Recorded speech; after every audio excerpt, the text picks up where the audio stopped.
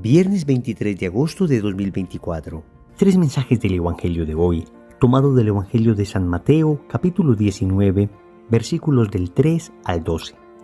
En aquel tiempo se acercaron a Jesús unos fariseos y le preguntaron para ponerlo a prueba: ¿es lícito a uno despedir a su mujer por cualquier motivo?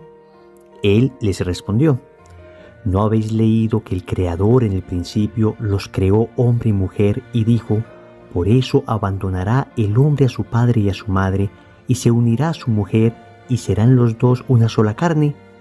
De modo que ya no son dos, sino una sola carne.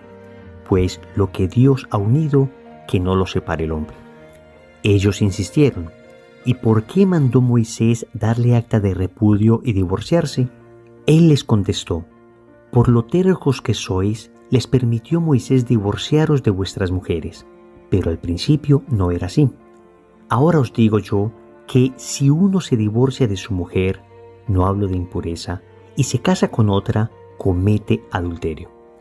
Los discípulos le replicaron: si esa es la situación del hombre con la mujer, no trae cuenta casarse. Pero él les dijo: no todos pueden con eso, solo los que han recibido ese don.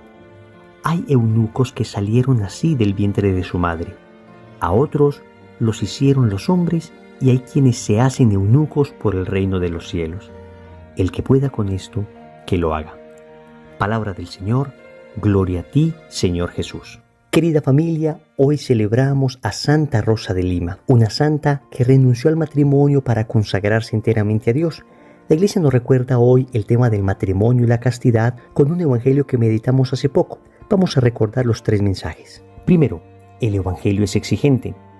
Segundo, lo que Dios ha unido, que no lo separe el hombre. Tercero, pureza, custodia del amor. Vamos con el primer punto. El evangelio es exigente. Querida familia, noten que en el contexto de este diálogo que el Señor tiene tanto con los fariseos como con sus discípulos, estos últimos le dicen al final: si esa es la situación del hombre con la mujer, no trae cuenta casarse. De alguna manera le están diciendo: lo que propones es algo difícil.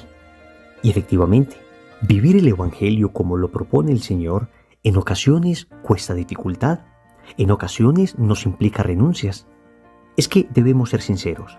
Dios no se ha revelado para darnos lo que nos gusta, sino para darnos lo que necesitamos, lo que nos libera. En el Evangelio de San Juan, capítulo 8, versículo 31, el Señor dijo: la verdad os hará libres. Pero en ninguna parte del Evangelio dice: la verdad siempre les gustará. Amigos, el Señor no está aquí para consentir nuestros gustos, sino para mostrarnos el camino del bien. En ocasiones, lo que escuchamos nos gustará, será fácil practicarlo, pero en otras ocasiones será exigente y no le gustará a nuestra sensibilidad, menos cuando somos conscientes de que estamos heridos por el pecado original y tenemos ciertas tendencias que nos arrastran hacia abajo. El Señor, en cambio, con el Evangelio nos impulsa a mirar hacia arriba, a caminar cuesta arriba. Y hay una gravedad que nos sigue alando hacia abajo. Hay algo que nos sigue diciendo: no sigas ese camino tan exigente, sigue mejor el camino de la comodidad. No sigas la verdad, más bien quédate con la mentira. No ames la pureza, más bien sigue con la lujuria. No vayas a confesarte, más bien sigue en el pecado. Ven, tenemos tentaciones. Si esto es así, ¿cómo se hace entonces para vivir el Evangelio? Si es que seguimos siendo tan débiles y el Evangelio es tan exigente, ¿cómo lograr vivir lo que el Señor nos enseña? Queridos amigos, pidiendo la gracia. Óyeme bien, debemos pedir la gracia. ¿El Evangelio es exigente? Sí, pero la gracia es abundante.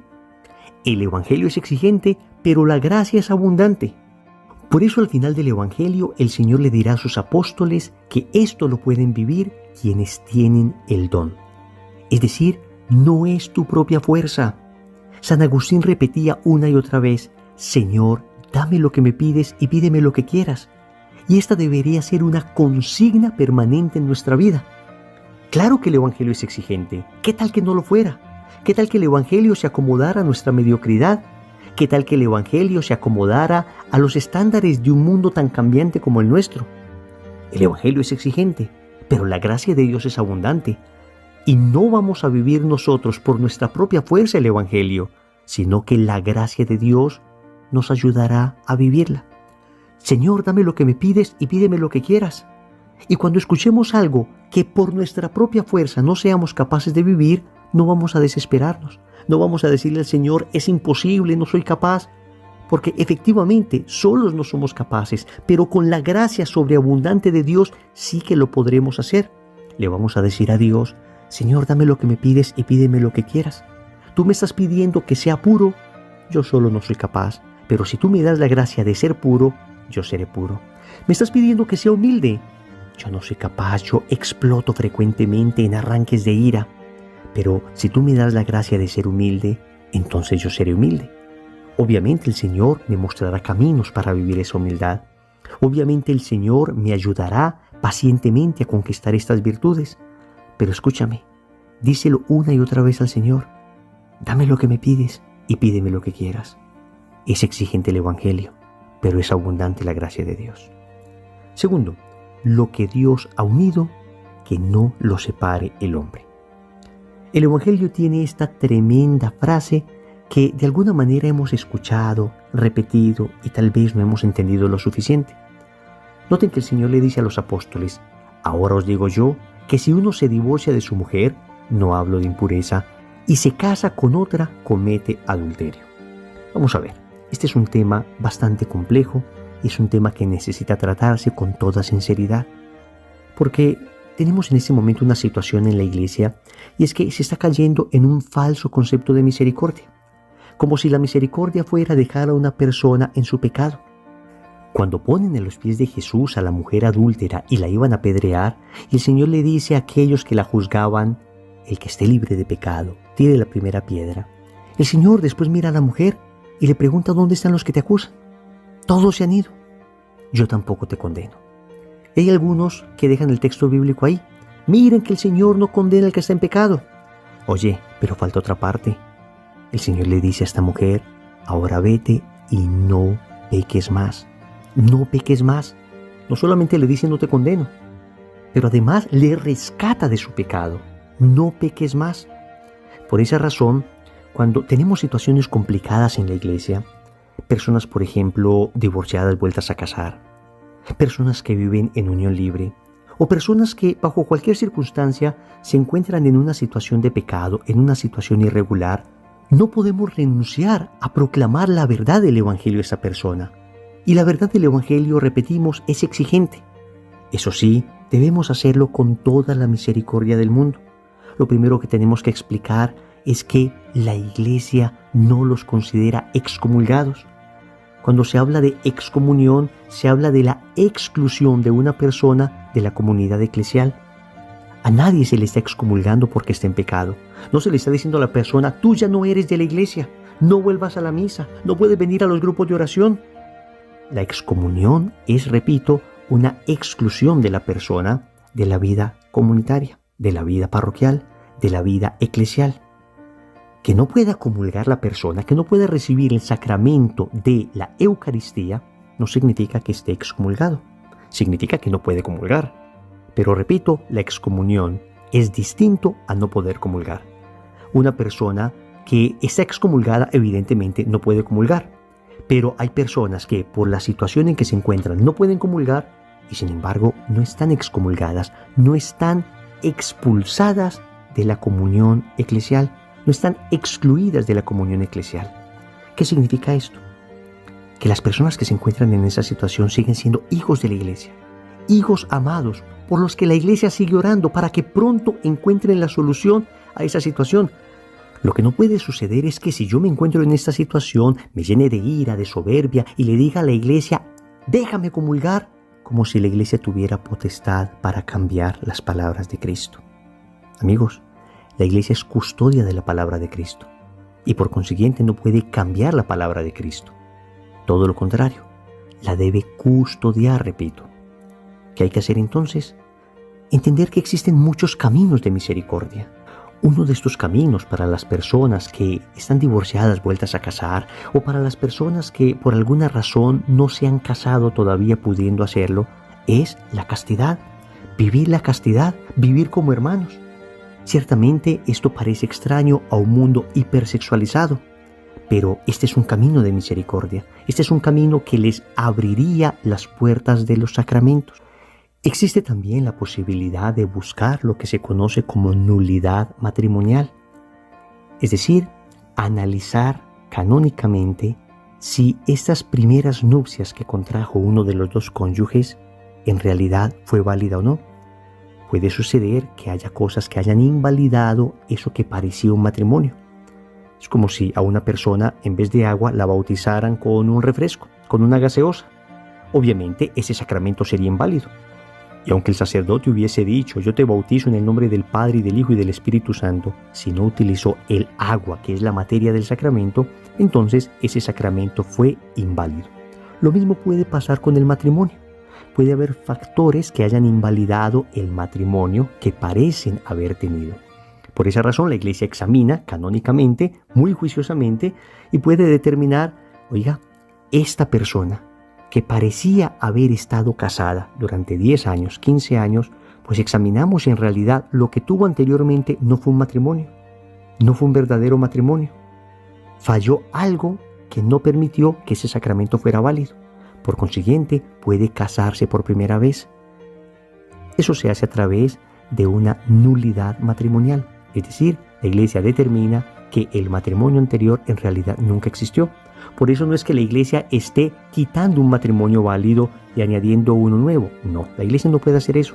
La Iglesia puede determinar que un matrimonio aparente no fue verdadero matrimonio porque falló algo, inmadurez en los cónyuges, un ministro que no era verdadero sacerdote, una mentira sustantiva entre uno de los cónyuges, en fin.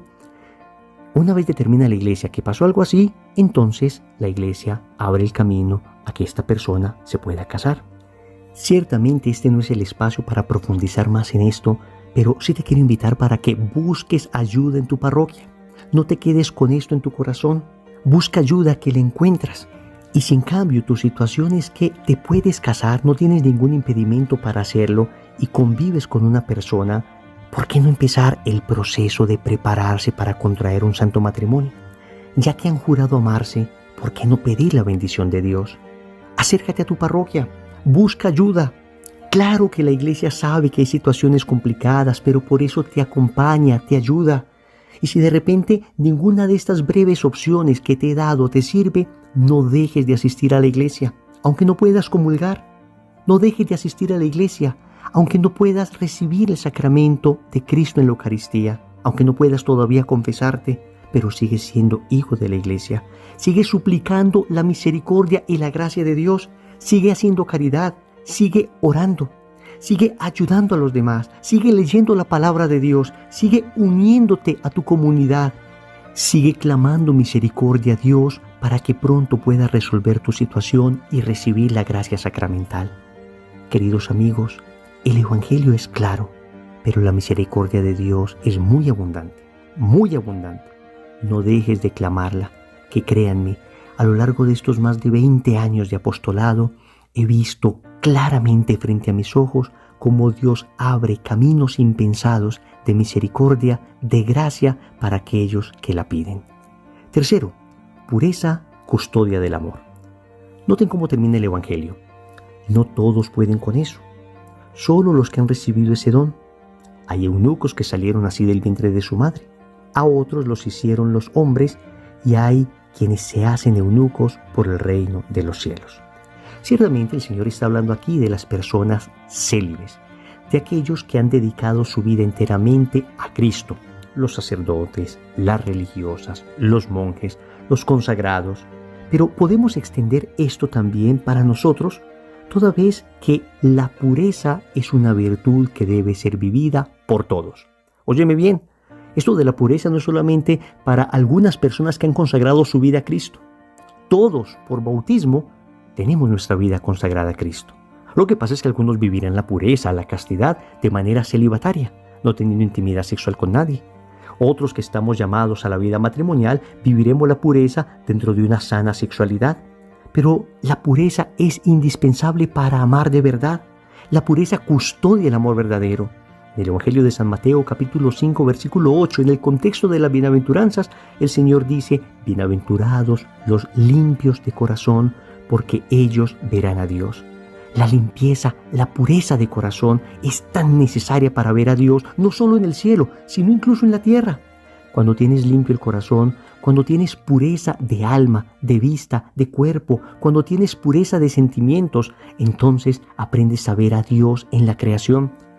Y así ya no vamos a ver en el otro simplemente un cuerpo para desear, algo como que apetezco en mi sensualidad y en mi carnalidad, sino que voy a ver un hijo de Dios, voy a ver una persona con dignidad. Esa otra persona va a remitirme al cielo. Alguien decía sabiamente que cuando se es limpio de corazón, el otro es para mí un ícono. Un ícono es una ventana a lo eterno. Veo a la otra persona y esta persona me remite a Dios.